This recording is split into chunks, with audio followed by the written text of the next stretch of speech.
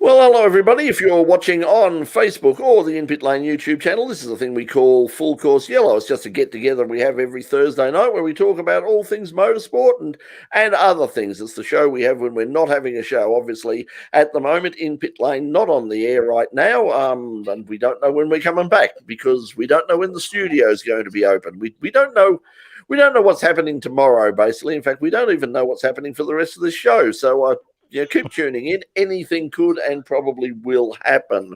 So we'll talk a bit about the world of local motorsport and whatever else takes our fancy. This is just you sort of eavesdropping in on a few mates getting together and having a bit of a chat. If you would like to make comment at all, as Russell Clark has done, say g'day Russell, how are you? Happy New Year and all the usual procedures. So good to have you back. He's watching on Facebook at the moment. As I said, you can watch on the Facebook page or the In Pit Lane YouTube channel. If you do go to the YouTube channel, it's probably a better quality stream. It's also, if you go there, please like and subscribe. We're looking for some more subscribers. Just about to hit the 2,000 mark, which would be, in the grand scheme of things, it's not many, but 2,000. It'd be nice to get 2,000 people. So if you haven't subscribed already, please do so. It costs nothing, and we go from there. So as they say in the classics, what's happening in the world of local motorsport, and it's probably what's not happening in the world of motorsport, and that's probably the Australian Grand Prix. Nothing official as yet, but we sort of predicted this before we took our Christmas and New Year break. It's now being widely reported that the Australian Grand Prix won't be happening. According to the Grand Prix Corporation, the official line is that they are still working towards the Grand Prix running on its traditional date. Once again, it could be one of those legal situations that they've got in terms of who pulls the plug first, in terms of whether anybody's going to have to be compensated for the loss of that particular race. But yeah, Pete, let's go around. We'll start with you, our resident Formula One tragic, Pete Johnson. Do you think we will? Do you think we'll see the Grand Prix at its regular time? And do you think we'll even see it sort of later in the year, or do you think we might end up seeing the whole thing cancelled again? I don't think we'll see it at its regular time, and if we see it this year, it'll be later in the year. But if we don't, I think it'll be very precarious for the Grand Prix itself in Australia, because I think if we cancel it again, I think it'll be very precarious for. I think because there are certainly, I mean, the teams all say that they like it and all the rest of it. I know that certainly the media aren't, the European media aren't keen on it. It's one of the lowest rating Grand Prix that because of the time factor. It's played at early hours of the morning over in Europe, which is the main place that the main market for Formula One. They've got a situation that they would much rather, if we can't do a night race, it looks like we can't or won't, then it could be a problem. I suppose about the only time they could have it is when they sort of around October, November, when they do the run through sort of Singapore, Japan, and those sorts of places. See if they could fit it in somewhere there. But that's a really tight schedule already. So I'm not sure where they would fit it in. And then, of course, you've got the problems of what's the Melbourne. They can't. It's not like I saw somebody said, they might run it in like June or July, and it's like hey, you ever been to Melbourne in June or July? Even October, November, like an ice skating when it was in Adelaide in November, quite often it was very wet, and they had to stop it and. Yeah, I mean, it's a bit of a lottery. I mean, it can be as fine as we've seen, like with the grand final. Once September comes around, the weather, is usually pretty good, but we still have those, really bad days. Although, having said that, up until today, you wouldn't have known we were in summer. I mean, we had a burst of halfway decent summer weather just after Christmas, just thankfully in time for the Boxing Day test. But pretty much since then, I mean, it's I almost had to turn the heater on the other night. It was just been like, is this summer? What the hell's going on? Mm. Yeah, well, they're going to look. It's going to definitely happen this year at some stage or another. But as you said, June, July, it's an ice skating rink without the ice. Later on the year, too tight. But I mean, it's Daniel Ricciardo is in Arizona at the moment, and usually he's home at this time of year in WA, just have relaxing and chilling and kicking back, ready for the start of the year. So he's not coming back soon, but so the window of opportunity for him to all get here, and there's so much uncertainty, so much deliberation, so many rules. I don't think everyone knows exactly what's going on what date it is. I mean, it is pushed. They're talking about pushing it further back. So because everyone's saying on the out there in the world, oh look, they're usually putting up the barricades by now. They're usually constructing the stands. They're usually doing something down at Albert Park. But if it's going to be later, when the Australian Grand Prix wouldn't be totally sitting on their hands. So it's, what we are probably guaranteed of, the uncertainty of everything at the moment. We will have one this year, like Peter said, there's no doubt. However, it's just trying to fit a small piece into a 5,000-piece jigsaw puzzle at the moment, and hopefully it fits at the end of the day, doesn't it? I think the thing that's interesting is that somebody's, but you've heard a lot of people saying, well, hey, they're having the Australian Open, but the difference is, and the reason we're not, that it's under any doubt at all, is not because of something that's sort of being done here in terms of, it's not the Victorian government. I saw someone, bloody Daniel Andrews is cancelling the Grand. It's got nothing to do with them cancelling the Grand Prix. It's the tennis players have agreed, and the tennis community have agreed that they will go into the 14-day quarantine. Yep. Formula One have said no. We are not going into a 14-day quarantine because we've got pre-season testing in Spain.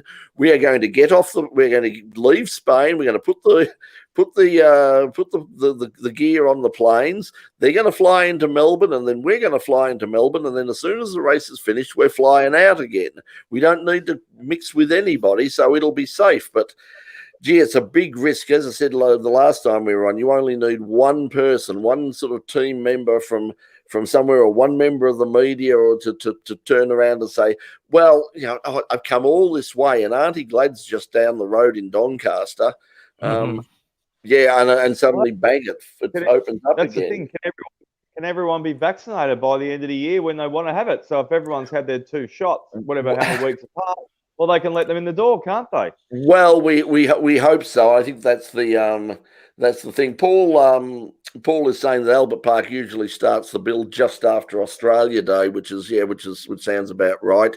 So we've still got a couple of weeks to go before they'd start, in anger. But I think we would have to know before then. I think it's because you don't want them to be spending any money at all in setting up the thing, and they turn around and say, no, it's not going to happen. So I can't say. I'm sure they're doing what they did when they cancelled the thing in the first place, which was, they're talking with the FIA, they're talking with Formula One management, they're talking with the media groups involved, and they're just saying, look, how do we get out of this without anybody sort of losing money, and make sure that hopefully that we can do this later in the year. But the longer we can wait, I mean, the more chance there is of the vaccine. But the vaccine isn't going to. I mean, I heard somebody the other day saying, in order to get full herd immunity and to go back the way we were, is probably still, even with the vaccine, is assuming that the vaccine works as they think it's going to work, is still going to be 18 months to 2 years before it's 100% clear. So, and that's assuming it doesn't mutate or do anything else stupid again. And they won't get away with if they decide to hold the Grand Prix with no crowd, they won't get away with holding it on public roads. Yeah, I think that's the other thing too. It's like Adelaide and they rang Townsville without, but building a building a circuit, a street circuit. The reason you have a street circuit is that, it's a way to attract crowds and to get big crowds. And they obviously want big crowds. And they want the tourists coming in. If they can't come from overseas, they want them from coming interstate. And at the moment, they're not allowed to come from interstate. I mean, we've seen already the TCR round. I said last time we were here, I was saying, about that race at Baskerville and Simmons Plains the week before. That Australia Day sort of festival down in Tasmania. I was thinking, it'd be really good to go down there for my birthday, end of the month, go down to Tasmania for a week, see the two means, to see some racing at Baskerville, which I've never done before. That'd be really cool. Got some news on that. You still can, Brett, because we at the current state we are allowed it down there. But I have some good news for you. If you can actually jump in your car and go down there, Spirit of Tasmania are going to let cars for free very shortly, and so you only have to pay the if you want to go by boat across, your car gets across for free soon. So for a period of time. I've only ever been on one boat, and that was on the old Princess of Tasmania when I was at school, and I have never been more sick in all of my life. Admittedly, it was apparently one of the worst nights. We were in a storm, and it was like, the thing is just going like that.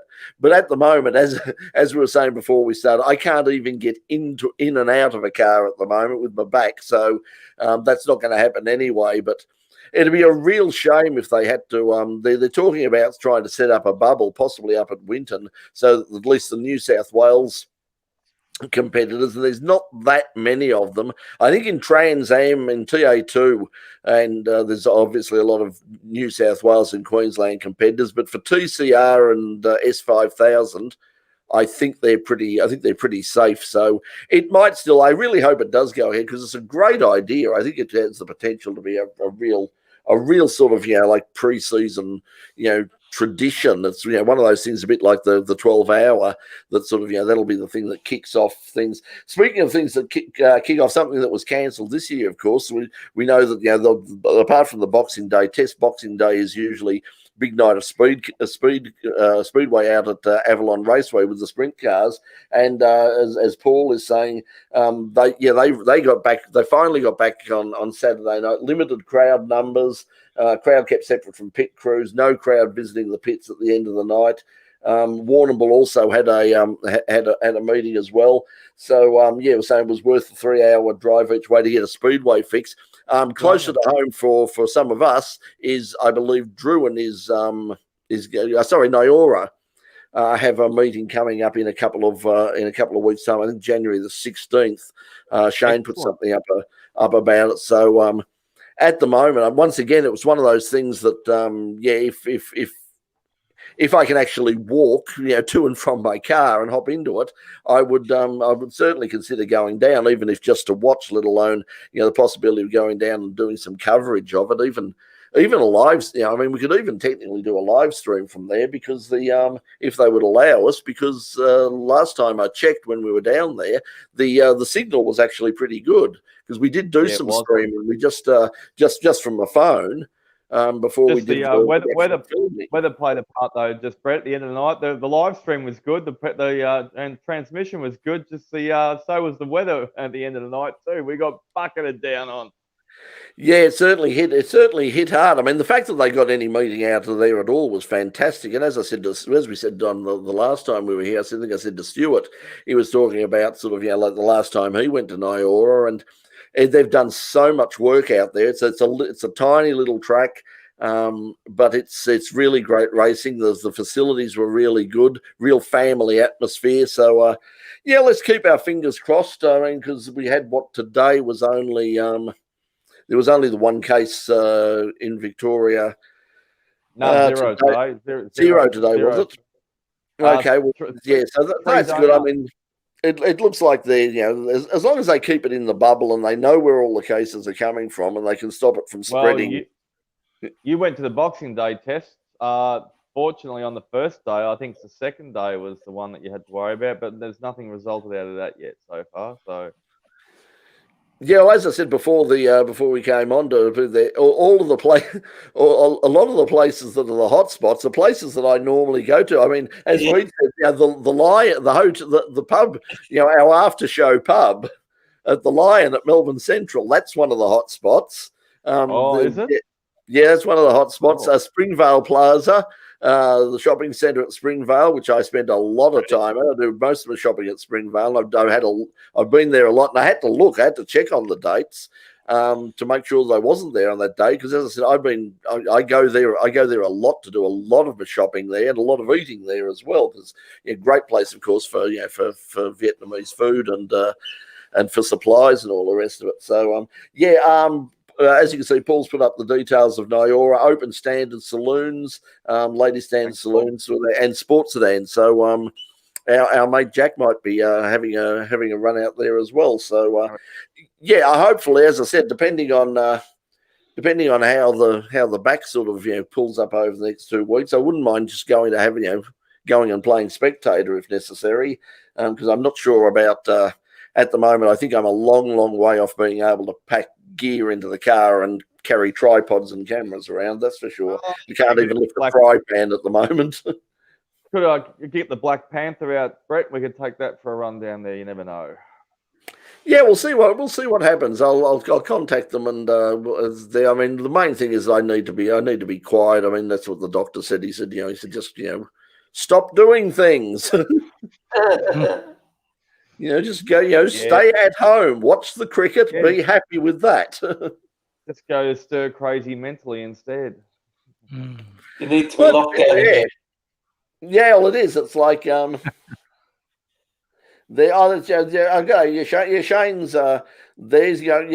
Shane will be going to Nyora. He mentioned that because they one of the cars is sponsored by the Victorian Brotherhood, which sounds like a dubious organisation, but it's not. It's actually a group that helps people in terms of helps men with suicide prevention and depression and all of those sorts of things. So they're one of the cars is supporting that particular thing, and Shane's been involved in working with those people. So he's heading out there. So it might be a bit of if you're in Victoria, it might be go to the Nyora Speedway web page, or their Facebook page is probably the best, because I think I'm not sure. I think you'll probably have to book in advance, but it'll be a really good night out. As I said, just going to the cricket was such a tonic. I mean, actually, for the first time I had been on a train since since our last show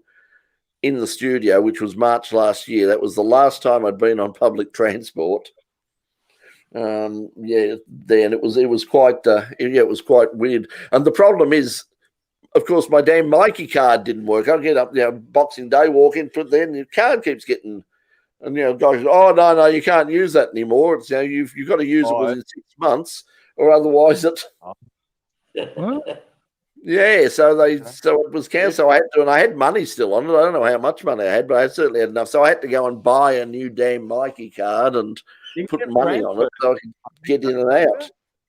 What's that do? Transfer. You've got to register. You've got to register them.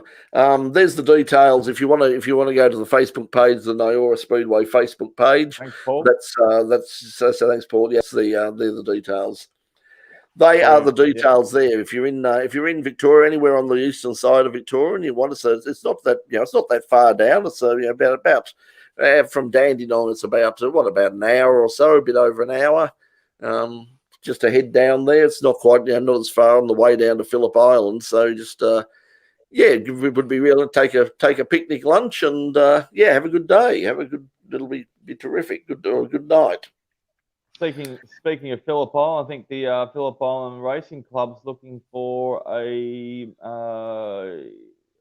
management position as far as the hill climbing goes. They're obviously expanding their roles in that, or trying to. I think I'm not sure if it's a paid position or not, but they're asking for expressions of interest to join the team down there to be a major part in hill climbing and be an expert in a few, put your hand in the pie of a few different areas.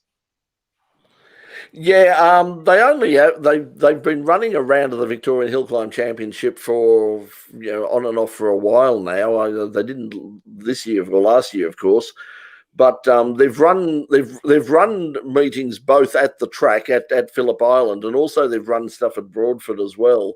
So it's just another thing they offer to the club. I would doubt it would be like a paid gig or something, simply because they only run the one or two rounds. I think probably one round, but it'd be, as I said, if you're looking to get into sort of motorsport, the vagaries of motorsport promotion, and all of how difficult it is to find out how difficult it is to run an event and actually promote it and do all those sorts of things. It'd be a good experience. So if you're a member of PIARC, contact them and put up your hand. And give that, any of our younger viewers who are particularly our friends at RMIT University, if you're doing like a sports management or an events management course, that would be a really, really good opportunity to get some real world experience. A great feather in your cap, that one, wouldn't it be? Because I mean, it's right in your own backyard, and at the same time, you're doing something you extremely enjoy doing, and complements your studies to the utmost as well. Yeah, that's true. That's true as well. Matt is saying that the Grand Prix bill starts in October. Grandstands on the main straight. So, and Matt would have obviously some inside. So it looks like perhaps November. I'm assuming that's at Albert Park, and we're not talking about the MotoGP, because that's going to be the other thing. I mean, if you're going to run the car Grand Prix in at that time of year, you're going to get very, very close to the MotoGP. Although I don't think that's necessarily a bad thing. You'll see it like in a lot of places in Europe. They have the MotoGP one week and the four-wheel Grand Prix the next, or vice versa. So if you want to if you want to travel somewhere, if you want to say go to Spain or wherever, if you go at the right time, you can see both MotoGP and Formula One within a week of each other, and that's not a bad way of doing it. So I'm sure that the Grand Prix Corporation would rather not do it that way, but it would be, it wouldn't be the worst thing in the world. I mean, it would certainly give us something to talk about if we're back in the studio and on air at that time. It'd be a busy couple of weeks for us, that's for sure. Bigger than the block of land with Darryl Leaflake yelling over it. And Chris, I see Mr. Ritchie there's got a green and blue Ford Capri with some red reflection off the car next to it. Something that probably caught my eye through feeds in social media in the last couple of days is a company over in the UK. Whoops. You just lost it. RS 2000 Escort. Sorry, you just go there. We just lost you for a second, Doc. That's all right. A company in the UK is going to. They've obviously got a demonstration car at the moment, or a pilot car, but they're going to mass produce the Ford Escort RS 2000s in the Mark 1 and the Mark 2 again. You can sign up for orders at the moment. Have you guys seen that? Yeah, no. They've been doing that for a while. They've been doing the Mark 1s for a while. There's a couple of companies actually do that, and they look really, because they got the Mexico guards on. I've had a look at some of them. There's some really, their website and their Facebook page is really worth having a look. The cars look fantastic. That would be.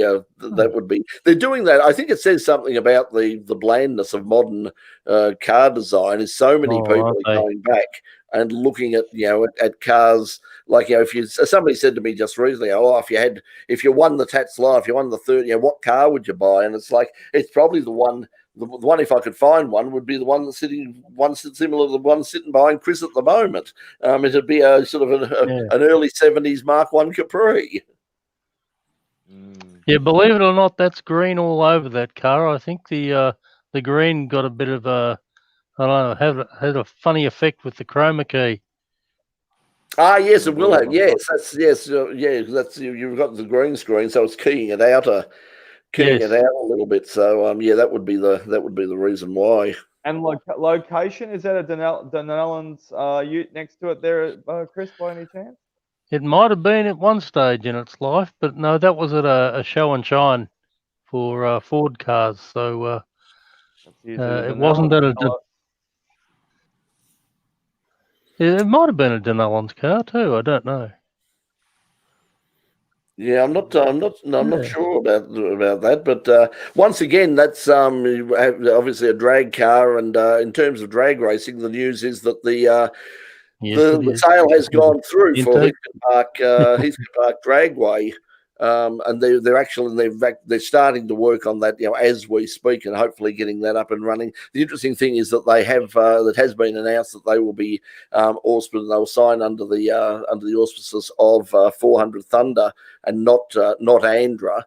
So yeah, so that's interesting in and of itself. Work at Calder Park has basically come to a bit of a stop at the moment for a whole bunch of practical and legal reasons, I believe. But Pete is saying out there that they're hoping to be back on track sometime late February, early March.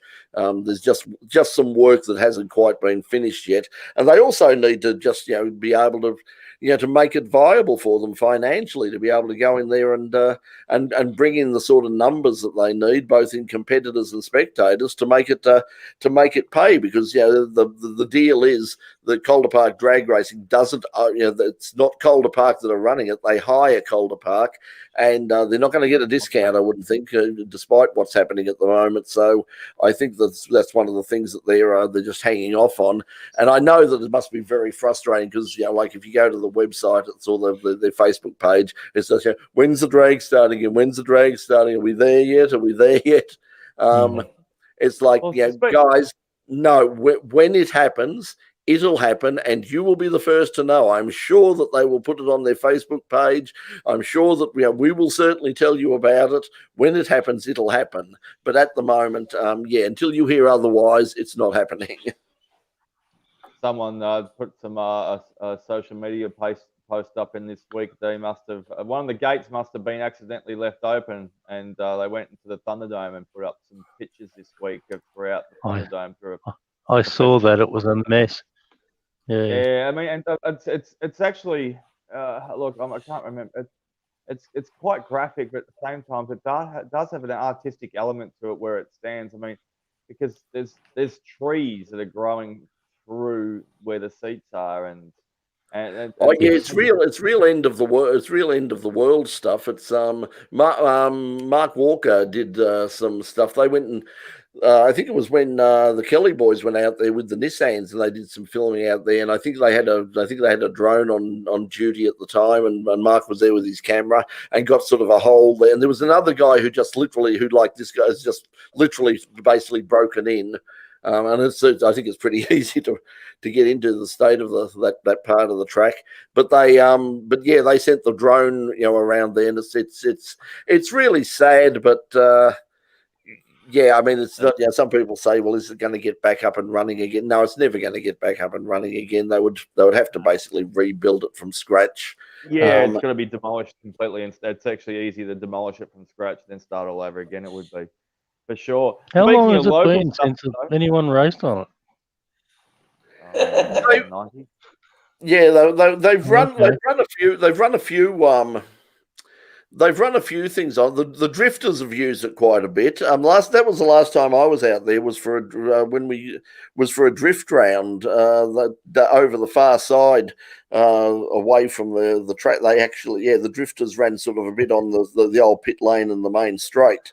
They didn't use the whole track, but the actual racing, but there's been laps done. I mean, there's been ride days and things like that, but it is really, it's very, very bumpy, and you certainly couldn't race there now. You'd have to do a complete resurface, and it would just be, it wasn't financially viable to begin with, so it's not going to be financially viable now.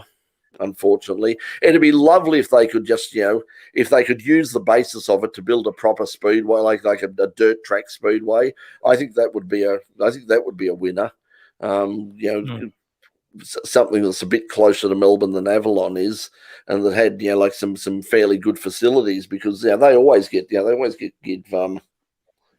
crowds. Speaking of something local, this little guy here I've got in front of me, if anyone's noticed, is a Camaro. So there's been a bit of talk in amongst the Victorian and interstate communities about the Camaro. So we're apparently in supercars, they're going to introduce this car in 2022. That's if any of the teams want to back it and introduce it, add it to the Generation 3 supercar. However, America, General Motors Holden, who still named that over there, said that they're going to stop make it in a couple of years' time as well, though. Anyway, so and it's been related back. Well, Yeah, I don't think they've made it official in terms of they're saying that they will replace that platform, but they haven't announced that it will definitely the Camaro will definitely go as long as I know. Nathan's saying the meeting coming up at Calder, they are going to use the whole track. That was the international circuit which used the Thunder, and yeah, I remember.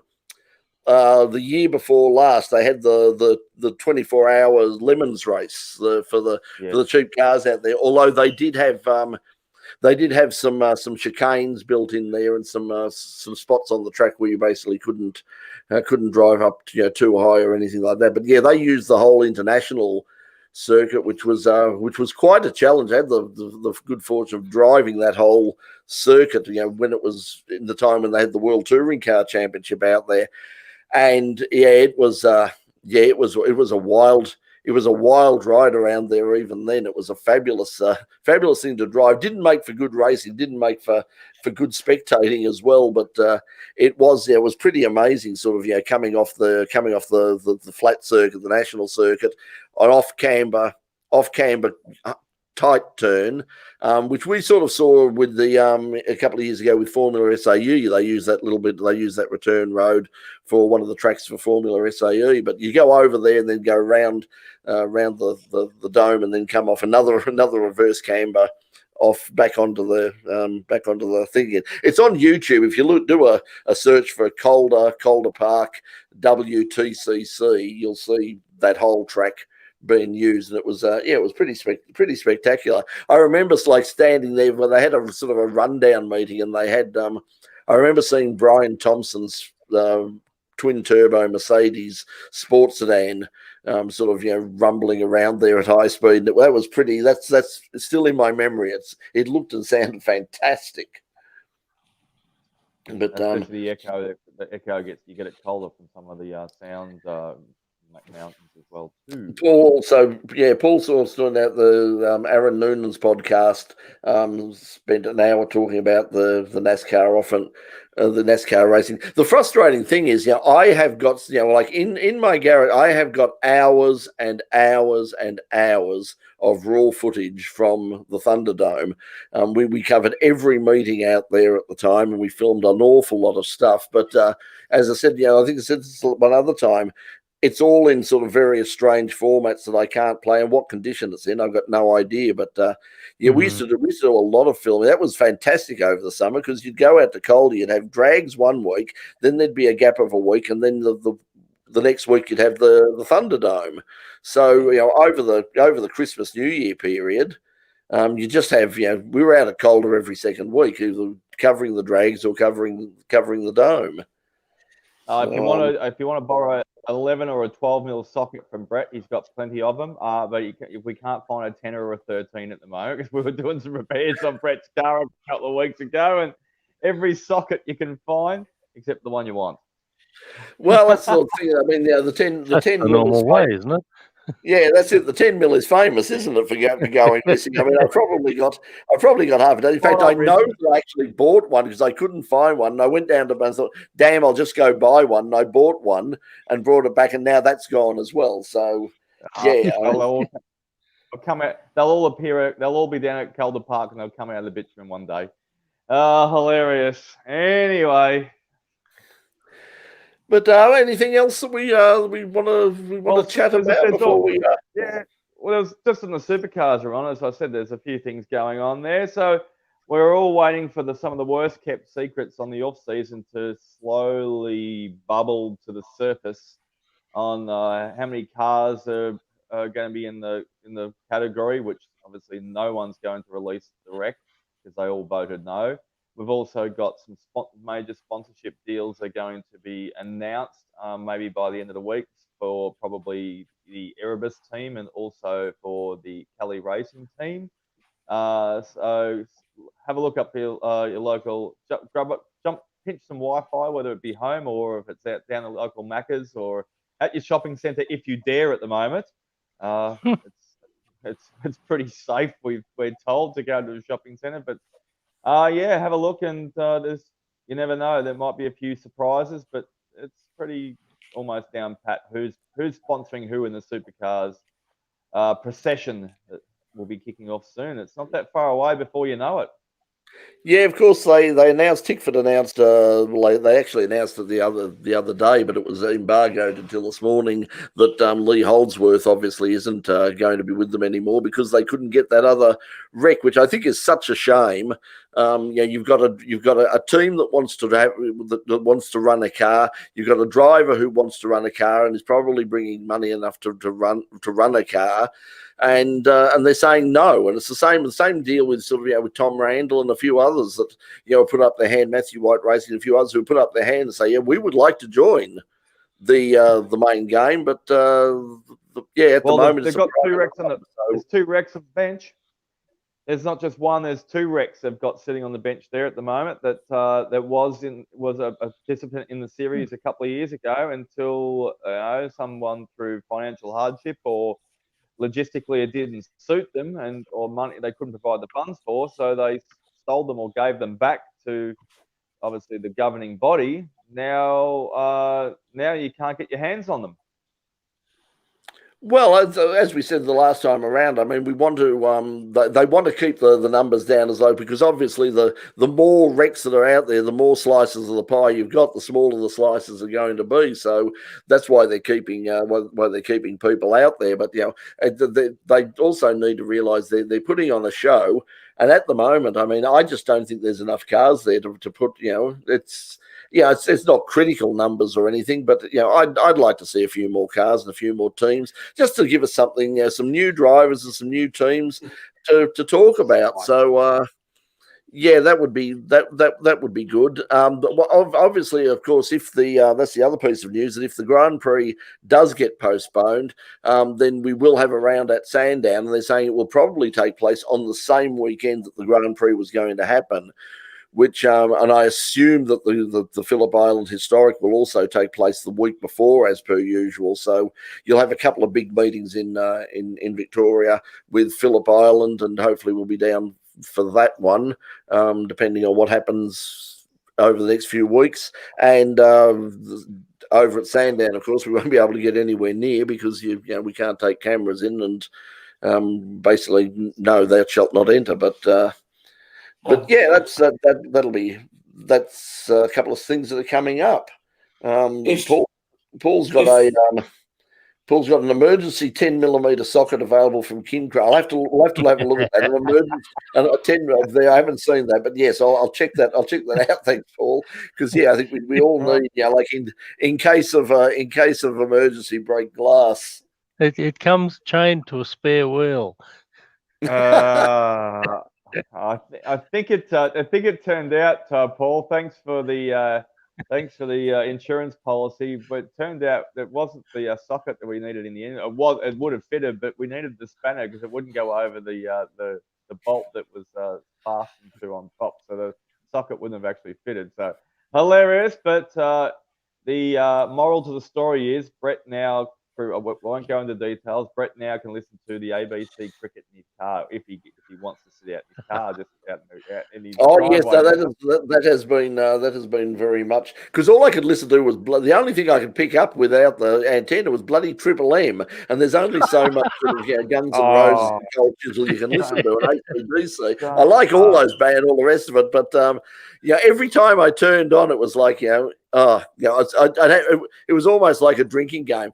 I bet you I'll turn on and it'll be a Guns N' Roses, or it'll be yes. If it wasn't a Guns N' Roses, it was Foo Fighters. If it wasn't Foo Fighters, it was Cold Chisel. If it wasn't Cold Chisel, it was or David Bowie. David Bowie gets a good run there. Man, really, come on, Brett. At least Triple M give you sports updates. If you listen to Kiss or Smooth, you wouldn't have ever got the win. So, yeah, I think the thing is, if I was listening to Kiss or something, I mean, there's two Kiss there. I think there's one with two S's and another one with one S or something. But Paul asking, will Team at Sydney be able to get to Sandown? Well, if they don't get to Sandown, they'll have to get to Bathurst first. Yeah, Well, yeah, that's a good point, Pete. Yeah, Right? had not thought of that. Hasn't been discussed at all, has it? If things don't change, yeah, Oh, the what's Mexicans the are going to goal wear. of teams getting in and out of getting in and out of Bathurst for the opening round? So Sandown could end up being the first round of the if they cancel that again. I think they will probably. It's very clear that the New South Wales government want to lift restrictions as quickly as humanly possible, and whether it's safe to do so or otherwise is one thing. Shari is saying, watching with Riley and Jay, if we'll be at Top Guns at Deals Road, Clayton.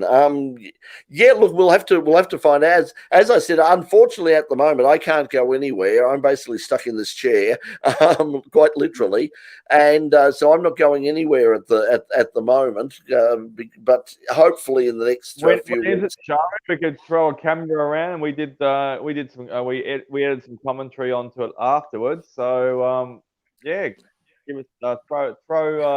And once again, it's another one of it's another one of those it's another one of those events that like we could possibly it would come down to sort of like Stuart's availability with all the gear and all the rest of it, whether he wanted to do it and whether we wanted to sort of set it up. But it is one of those venues that we could possibly do a live stream of if we can get access to the thing, and if Stuart's of the I think it's next Friday and Saturday night Top Guns. Yeah, so at this stage I would unless unless any sort of miracle workers that are floating around anywhere, or I could do a quick trip to Lourdes or something. Probably not. Probably you not and me going. both. Yeah, that's it. We're probably not going to make it because it's I'm only slightly more mobile than you, Pete, but my chair has wheels too, but it's an office chair, so it's not going to do off. It ain't going to do off road. It ain't going to do off road at all. But yeah, hopefully it'll things will settle down a bit. But yeah, at the moment, sort of haven't had a good run with that sort of thing. Shari also saying that I'm not sure how we take this. We did some amazing commentary. I think a few people thought it was pretty amazing. I don't think they thought it was good, but they did think it was amazing. We tried our best. We certainly did. We had a lot of, as Doc will tell you, we had a lot of fun trying there. But it was as I say to people, commentary's not easy. There might have been a couple of fizzy drinks with that one, wasn't there, Brett? I think we were doing those as well too, wasn't there? There might have been some muscle relaxants. Shari saying that we got the kids' names correct, so that's important. That's always one of the. We did our homework on that. I think we even deliberated. I think we played pin the tail on a donkey on a couple of those, and somehow I think we hit the dartboard square in the middle of those. But we had to do some research on those, didn't we? Yeah, there was a lot of it. It was that's one of the things about sort of like clubs and teams and everything should consider is that like in terms of putting out some sort of promotional material, some sort of media guide. And if you have a look at most of the big series around the world, they put out a media guide, and it doesn't have to be anything elaborate. It's like a head and shoulder, a quality head and shoulder shot. Yeah, a head and shoulder shot of the driver, a good shot of the car or the cart that you're legally allowed to use. So you've got to make sure that you've got clearance from a copyright point of view, and then just a basic, what's your name, what's your age, what's your your first race, last race, best result, that sort of thing. Just so it really helps, for people like us to put stuff together. If you can just go in there and say, well, in fourth place at the moment is so and so, and they're they've been racing since 2017, and so far their biggest race win was whatever it was. So that would be really good to. First place favourite dinner is lasagna, and third place is pizza. So I mean, it's always that's a favourite food, favourite Australian icon, favourite. There's all sorts of things we can add to it. No, just give us a bit of a profile. We had many years ago. I had a running joke on the show that whenever I interviewed someone, I would always ask them, and just finally, what's your favourite fish? And I had to do it because people, especially, I remember well, as you can imagine, one of the best responses was from one K Raikkonen, who just looked at me like like a broken sewer pipe. Went, what has that got to do with anything? It's like, okay, I won't ask it anymore. He didn't see because you used to get some really good answers, like in flounder, flake. I'd say Finding Nemo, the clownfish. The clownfish, yes, yes, but depends on how you cook them. Oh, you just ruined the kids. You've just absolutely ruined the kids. Boys and girls, if you're watching, I did not eat the clownfish. I do not eat them. The bones are very tiny and they get stuck between my teeth. Now, he just dresses up like a clown anyway. Yeah, I think as Morris is pointing out, Morris Malella is pointing out, no Sandown, no Phillip Island, no COVID, but New South Wales opening with Bathurst. I don't know. There's still what we're looking at the end of February, aren't we? So there's still plenty of time to go. So hopefully, 28 days. It's about 28 days. 28 days. Steve, as Steve Howard is saying, a clownfish tastes funny. I wish I'd have thought that. A good line, Steve. Wish I'd have thought that one. If they get sort of no community transmission at the end of this week until then, it's about 28 days, so it might be all right. Mr. Johnston, New South Wales will let everyone do anything and go anywhere they want at the moment. They haven't put up with what we've had to put up with down here in Victoria. So they're just going to have a free-for-all. Miss Premier up there is letting everyone have a free-for-all up there. That's why we've had to shut our own borders.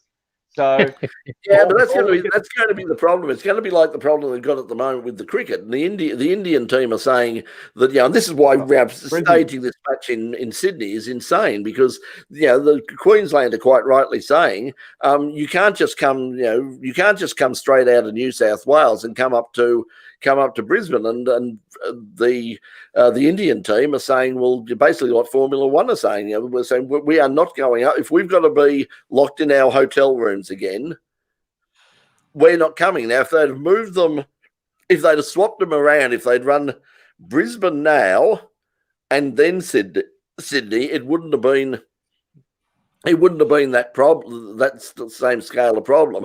Or even better, if they'd have had another match at the MCG, because everybody was down here. All the media were down here, or most of the media were down here.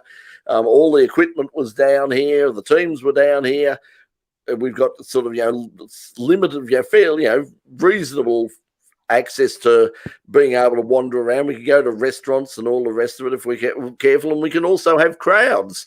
We can have more than the 10,000. They were, the government was saying, like, if we'd have had the third test, and a second MCG test, they were going to go from the 25 or 30,000. I think they said they might go even up to 45 or 50,000, providing everything was safe to do so. At the risk of offending anyone from New South Wales watching us right now, or watching this down the track and reviewing it on YouTube, thanks for having us. Hi out there. I don't mean this in offence. Now, Brett, you and I are one for this. Quite often, Brett and I get around in music T-shirts. So we've got artists and music we follow, and we've got some music background Brett and I have. So for the people up in New South Wales, I have a little bit of advice for you right now. You've been asked to wear a face mask, not a Nickelback T-shirt, okay? So wear a mask, all right? That's the best advice I've heard in the last week or two. Wear a mask. It's not a Nickelback T-shirt. You're not going to get publicly vilified and told like that, or laughed at or stared at or anything like that. Do it up there for the good of greater man here in Australia, and woman and child and everyone else, and we can move about. We can go back to doing all these wonderful events that we speak of randomly about. Doesn't matter what sporting landscape you're on. So please.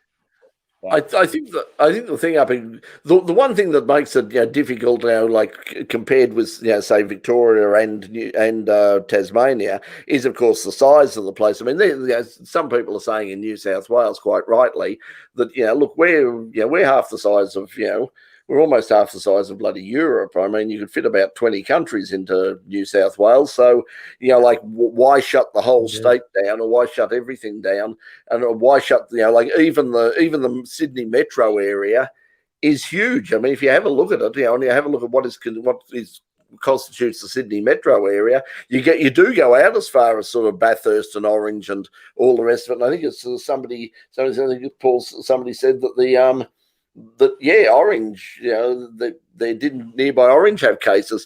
Yes, they did, and Bathurst had cases earlier, or late last year as well. There were a couple of cases in and around Bathurst. So, it'll be interesting to see what happens with Bathurst as the first round. So Sandown could end up by de facto. It could be a bit like the Bend last year. We could go from having no race at Sandown to having the opening round of the championship at Sandown. And in that case, it'll probably work out well, because you could probably have a much bigger.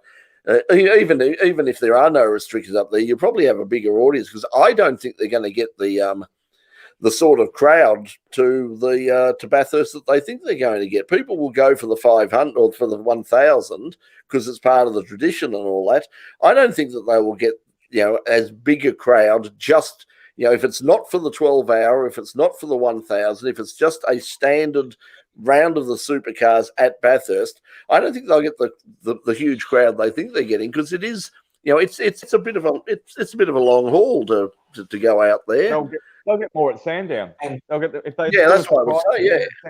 Yeah, they do a surprise event, the fill-in event at Sandown here, because the AGP doesn't happen. They'll get more down it. They'll get more at Phillip Island or Sandown at the spur of a moment event right now than they will at the back of Orange, like you said. And they had a sprint round at Bathurst a few years ago, and there was nowhere near the crowd that they had at the 1,000.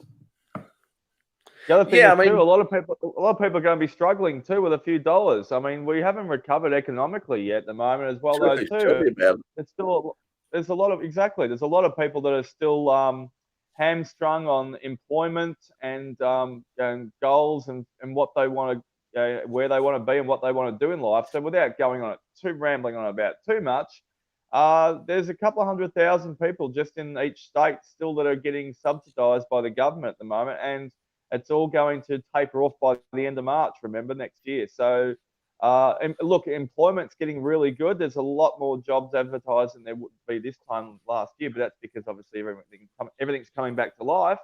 But, people are going to have to make some, simple, straight out economical and family decisions whether they can do things or not early next year. Well, sorry, this year now.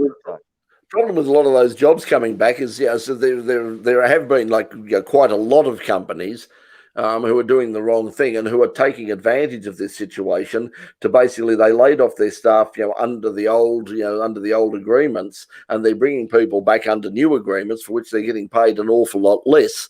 There's even a number of jobs that I've seen advertised. I've put some things on Facebook about it. There's a number of jobs being advertised. The Australian Open, television production unit are asking for free labour. They're saying they're offering internships for people to do ingest for video, for a number of technical things that they would normally pay people for. And they're saying, and the thing is, there will be no payment, there will be no food. I mean, that's why I said online, at least on Channel 31 and RMI TV, we have to feed people. We're up for that. They're not even going to give them, here's a $20 meal voucher. It's like, no, you'll come in, you'll travel in at your expense, you'll work all day at your expense, you'll go and you'll pay for your own food and drink during the day. And at the end of the thing, we'll give you a piece of paper to say that, congratulations, I worked at the Australian Open. That's that's not on. Absolutely. Just going back to Go, Peter. just getting back to the Grand Prix, and I wonder if the V8s or the supercars go to Sandown. I wonder if the Grand Prix could go to Sandown. But then I wonder if the cars nowadays would be too unsafe for Sandown.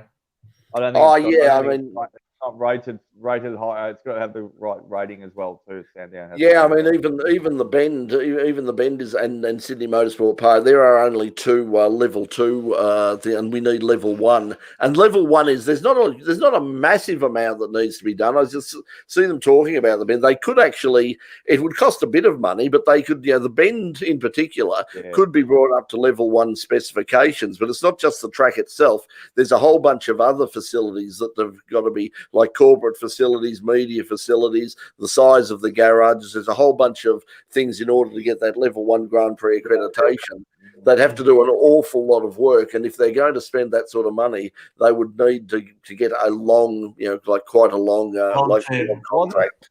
There a whisper we were talking early last year, Brett, when we were talking about it a bit, because obviously things were in full flight at that stage. I think they were looking to strive to get to level one anyway. So I think Sam Shaheen was going to do that. It was just a matter of a work in progress. But I'm sure because of what's happened in the world at the moment, that's all slowly just gone on to the back burner for the time being. But I think there is a goal at some stage to get it up to level one accreditation.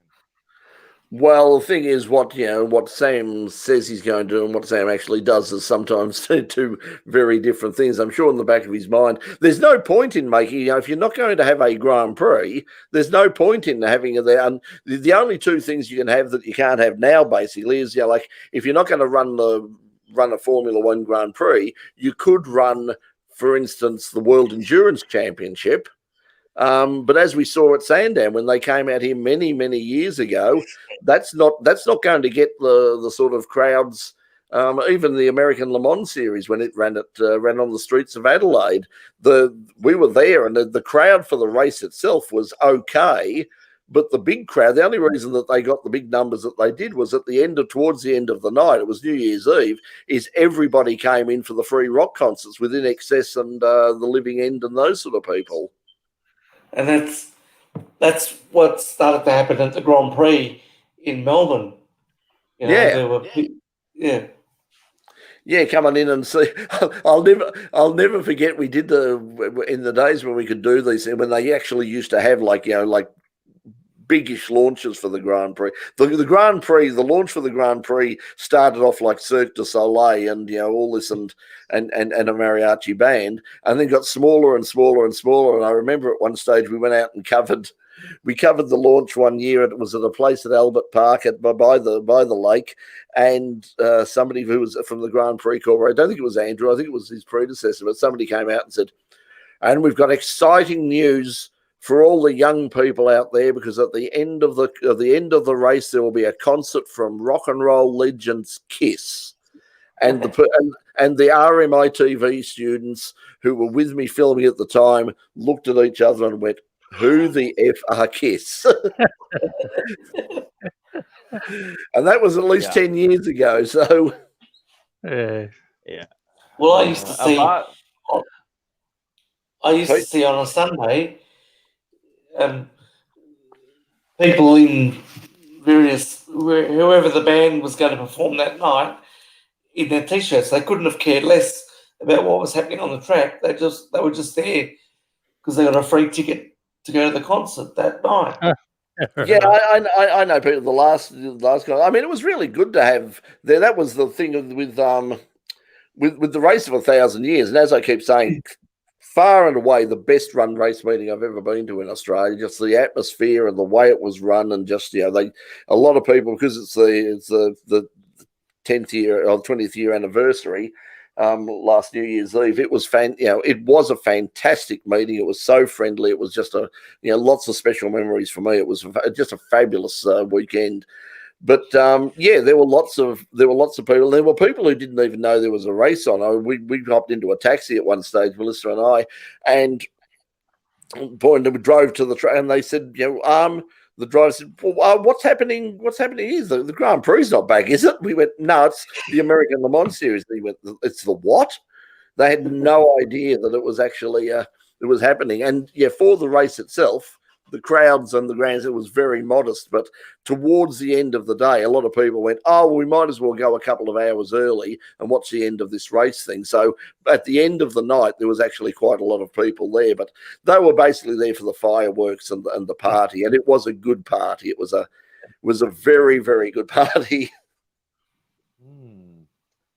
Just on the two wheels thing, just briefly, there's not much going on the off season at the moment. At the moment, everyone's having a quiet off season on the MotoGP front, but Valentino Rossi has admitted that the spec of the Yamaha end hasn't been up to scratch this year, the power plant, and that's stating the bleeding obvious sometimes, I suppose, and that he's not optimistic about some development again next year. So it's a bit of a stalemate if you're a Yamaha rider at the moment from either the factory team or the satellite teams, because, unfortunately. So it looks like it's going to be basically pretty much Honda versus KTM versus Ducati next year, with Yamaha and Suzuki's the evergreen, ever reliable Suzuki's, which, if they can be as consistent as they were last year, they've obviously got a hop and a skip and a jump in their step right now at Suzuki,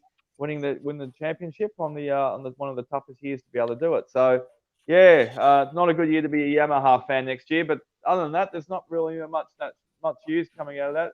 Andre Dovizioso still having a sabbatical year, and pretty much everything else. That's going to be interesting as well, too. I mean, when do they start their pre-season testing for MotoGP, and where were they going to have it? Because, I mean, they often came out to either Malaysia, and sometimes for a while they actually came down to Phillip Island as well. Absolutely, they have, Brett. So they're probably going to most likely have it somewhere central to where most of the teams are based over there in Europe, if they can find a country that will have good health.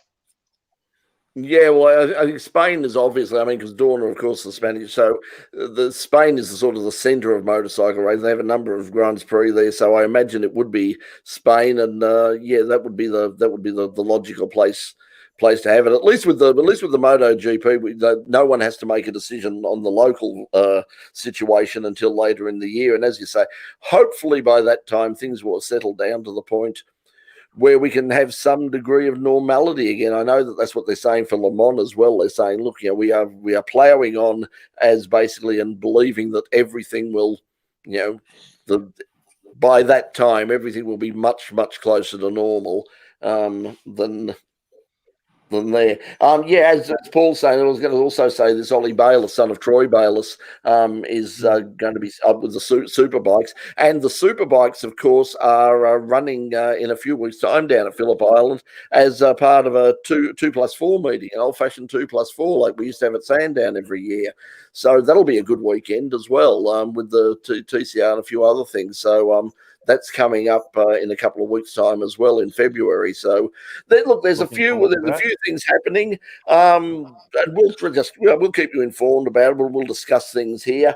In terms of what's happening, as I said, with the show, we don't know what's happening in terms of coming back on Channel 31.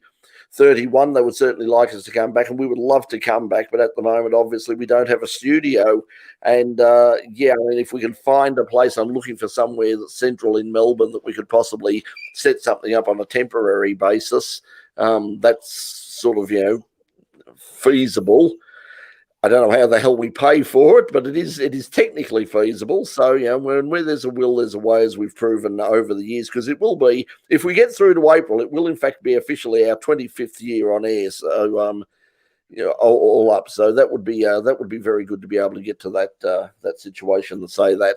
Okay, we'll catch up now. The back is starting, the legs have gone very tingly and numb at the moment, so it's probably a good sign for me to say we shall wrap things up here this week. Hope you'll join us again same time next week. If you haven't gone to the YouTube channel, please go there. That's basically where you're going to get all of the new stuff that comes in. I have started some editing from stuff from Sandown. As I said, it's just been really difficult to be able to do stuff because I'm pretty I'm pretty heavily doped up on painkillers at the moment, even more than normal.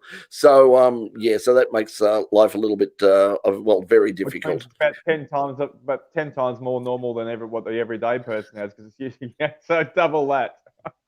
Yeah, that's sort of it. It's like, well, that's a very strong dose. You should do something else. Like, no. No, just knock the rest of us out, it would. Okay. Yeah. Well. Well, I have had that. I did make the mistake of giving somebody who shall remain nameless in a crew one of my painkillers because he said, "Oh, I'm feeling really cool." I said, "Oh, yeah, take one of my painkillers." He slept for 2 days. Didn't feel any pain. Had the best sleep he'd ever had in his life, but it absolutely knocked him out. Like about 18 hours later, it was like, "Oh my God, how long have I been asleep?" But I would like to get that right now. I really would. It's just, at the moment I'm on so many pain. Trust me, they ain't working. As soon as I'm okay when I don't. If I don't move, it's not too bad. The moment I move, I've been working hard, Brett. I haven't been able to catch up on the world motorsport scene. Any links or anything coming up in this weekend, next weekend for any series overseas? Golf 24 Hour, I think, is this weekend from memory, and I'm assuming there'll be a live stream somewhere. I don't think Radio Le Mans are doing it this year. I don't think they're doing it anymore, but I imagine that somewhere out there, yes, it will be there. Peter's camera. Peter's already gone the check to see if you can watch. Yeah, he's already. Peter's looking at the clock like, "Oh, I'm over. I'm not getting paid overtime, guys. Bye."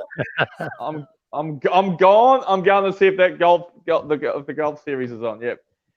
Yeah, so the Golf 24 Hour, this is one of the Creventic series. I think that's happening this weekend as well. Shouldn't be too long away before we start seeing NHRA back in America and a few things. Look, things are starting to, slowly but surely, things are starting to come back to some degree of normality. And when they do, they'll cover it. As I said, hopefully in the next few weeks, whether we can get to either Nyora or out to Oakley. Obviously, Oakley's a lot closer. I'll put a few feelers out and see if some other people can go out there and put it together. If Stuart wants to go out and do test out some of the new live streaming gear or some of the ideas that he's picked up, then we might be able to do it, because I might need to go out there. So okay, so everybody, to box, and then to Russell and to Paul and to everybody, to Nathan and Steve and Maurice and to Sherry and all sorts of people who watched there. Thanks for joining us. Hope you'll join us again same time next week, 9 o'clock here on Full Course Yellow. But right now I'm going to move up to the little red button that says End Broadcast. I'm going to press it twice, because if you press it once, it doesn't work, and we can say things that will get us into a lot of trouble. So we'll see you. So we'll see you next week. So from all of us here at In Pit Lane, till we see you next week. Bye for now.